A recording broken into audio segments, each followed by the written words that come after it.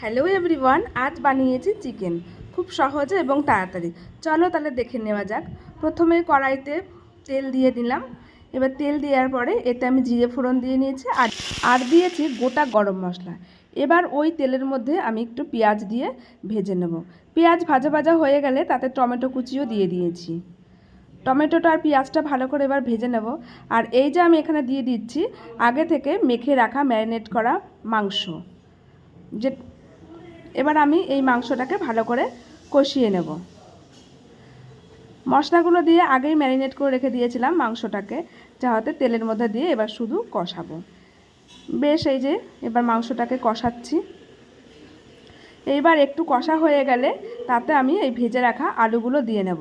আলুটাও আমি আগে থেকেই ভেজে নিয়েছিলাম। আলু দিয়েও এবার ভালো করে মাংসটাকে কষিয়ে নেব।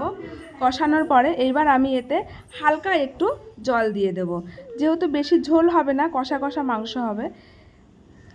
ঝোল দেওয়ার পরে এই যে তরকারিটা বেশ ফুটতে উঠে গেছে এবং অবশেষে আমার মাংস রান্নাও রেডি হয়ে গেছে।